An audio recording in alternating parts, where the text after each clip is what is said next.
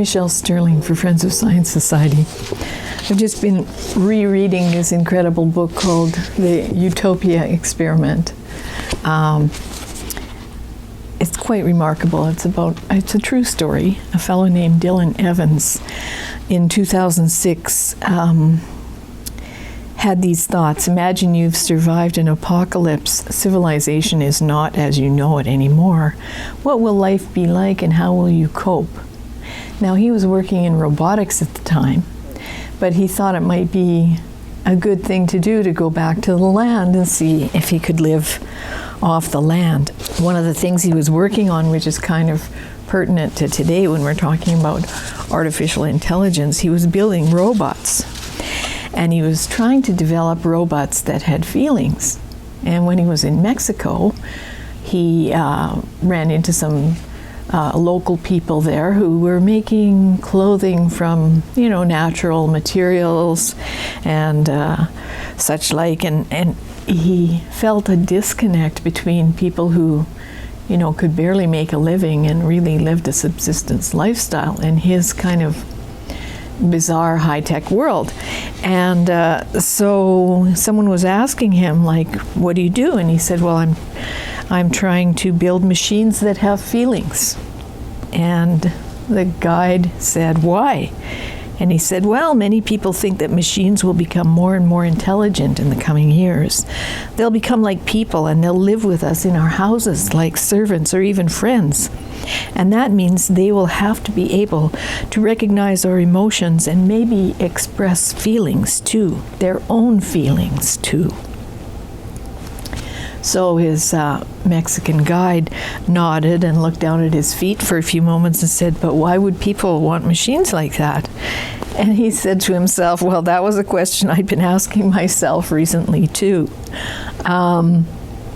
So he trotted out the standard answer, well, one reason might be to provide companions for elderly people. And the guide said, well, why don't other elderly people keep each other company? And he said, yeah, is the answer to loneliness really just to make gadgets? I imagined a block of flats, each with a single elderly person inside and a robot companion sitting next to each one. It was not a happy thought. Anyway, I'm not going to read you the whole book, but he was very, very concerned about climate change.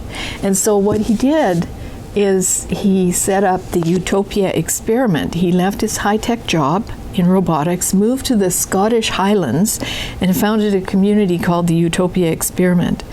And there, with an eclectic assortment of volunteers, he tried to live out a scenario of global collapse, free from modern technology and comforts. So in fact, he was living a life virtually free of things like big oil. And one of the passages I love best in this is how he liked to go and visit his wife, who absolutely refused to join him, and have hot showers at her place. Anyway, with the issues these days for young people in housing, I've seen lately that yurts have been advertised, and that's what he was living in. And, a yurt, this is an exact copy of a yurt, but it gives you like a bit of an idea of how they're shaped. They're usually made of canvas, or in, of course, subsistence tribes, they're made of hides. But it's sort of a circular frame with this canvas stretched over top.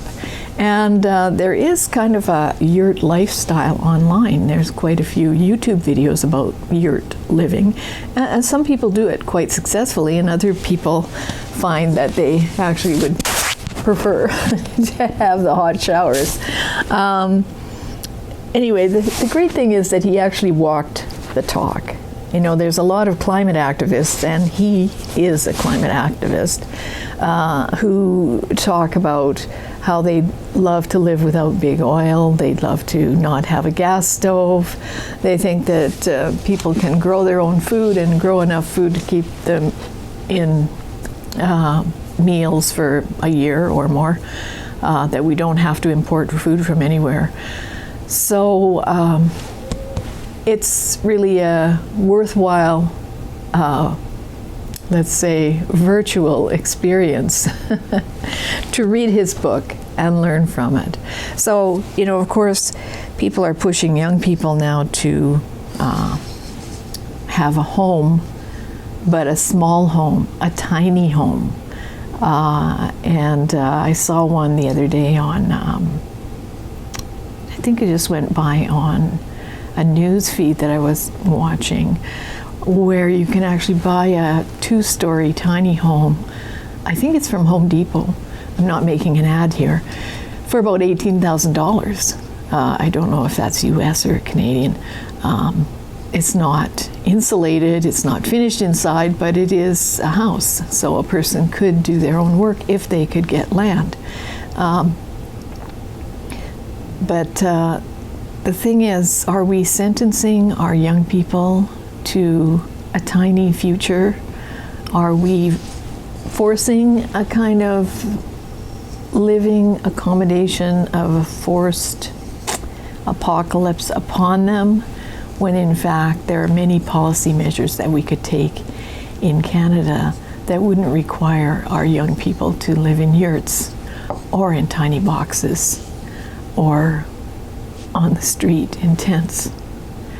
I think it's time that we have a rethink about climate policy, because we're spending or have committed about $200 billion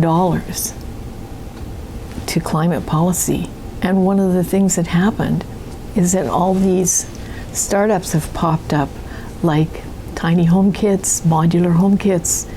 So a lot of that kind of money is going to get pumped into these new innovations. And some of them are even asking the government to make large purchases of the modular units now, and then that would allow them to scale up production. But that's not really how free markets work. And that means that you will be buying a house for someone you don't even know with your taxes. Developers say to build prefab homes cheaply, they need to scale up, and scaling up is expensive. They want the government to pre-fund and pre-approve large prefab housing projects. And that won't be giving somebody a hand up. That will be cashing out a lot of money from your pocket. And I'm not sure you'll ever see the return on that. And I'm not sure that your children will ever benefit from it either. So anyway, for the climate activists out there who long for a utopia without big oil, gas, or coal, please read this book and enjoy it. I sure did, because it's right from the heart. He really did this. So we can learn a lot from it. And for the rest of you, please look at our website. You can learn a lot about climate science there. There's no climate catastrophe impending, and that's the good news. So don't worry. Be happy. Food for thought. For Friends of Science Society, I'm Michelle Sterling.